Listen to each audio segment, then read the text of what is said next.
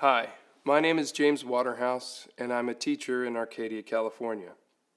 I am reading from the declaration of Lieutenant Colonel Darrell Vandeveld, former lead prosecutor in the military commission case of Guantanamo detainee Mohammed Jawad. Vandeveld removed himself from the case on ethical grounds, submitted his sworn statement in support of Jawad's habeas corpus petition on January 12, 2009, which was filed by the ACLU. I, Darrell Vandeveld, declare as follows. I am a lieutenant colonel in the Judge Advocate General Corps. Since the September 2001 attacks, I have served in Bosnia, Afghanistan, Iraq, and Africa. My awards include the Bronze Star Medal, the Iraqi Campaign Medal, and 2 Joint Meritorious Unit Awards. I offer this declaration in support of Mohammed Jawad's petition for habeas corpus. I was the lead prosecutor assigned to the Military Commission's case against Mr. Jawad until my resignation in September 2008. Initially, the case appeared to be as simple as the street crimes I had prosecuted by the dozens in civilian life.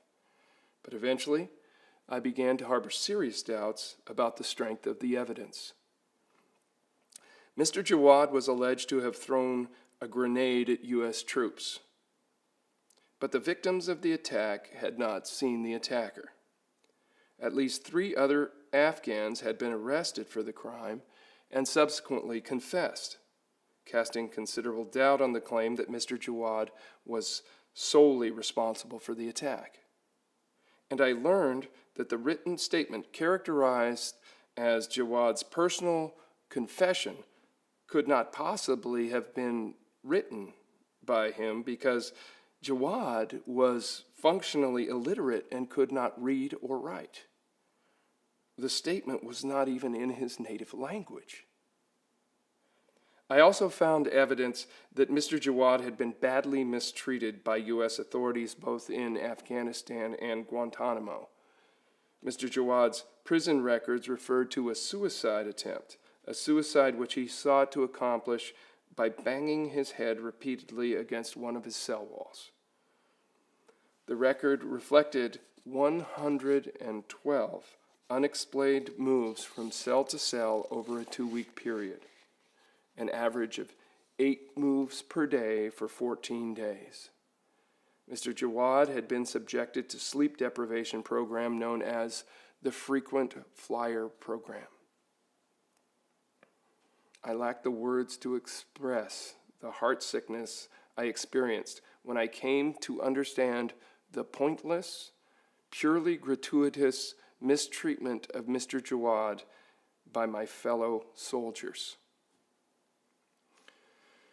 It is my opinion, based on my extensive knowledge of the case, that there is no credible evidence or legal basis to justify Mr. Jawad's detention in U.S. custody or his prosecution by military commission.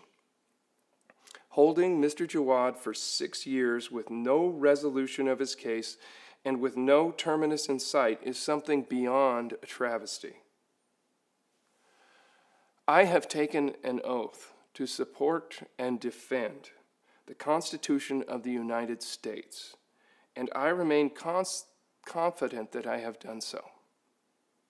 Spending over 4 of the past 7 years away from my family, my home, my civilian occupation, all without any expectation of or desire for any reward greater than the knowledge that I have remained true to my word and have done my level best to rise to our nation's defense in its time of need. I did not quit the military commissions or resign. Instead, I personally petitioned the Army's Judge Advocate General to allow me to serve the remaining 6 months of my 2-year voluntary obligation in Afghanistan or Iraq. In the exercise of his wisdom and discretion, he permitted me to be released from active duty. However, had I been returned to Afghanistan or Iraq, and had I encountered Mohammed Jawad in either of those hostile lands, where 2 of my friends have been killed in action and another one of my very best friends was terribly wounded, I have no doubt at all none, that Mr. Jawad would pose no threat whatsoever to me, his former prosecutor, and now repentant persecutor.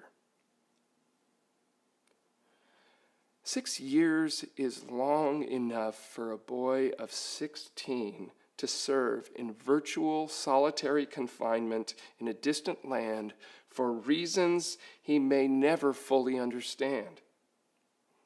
Mr. Jawad should be released to resume his life in civil society. For his sake, and for our own sense of justice, and perhaps to restore a measure of our basic humanity.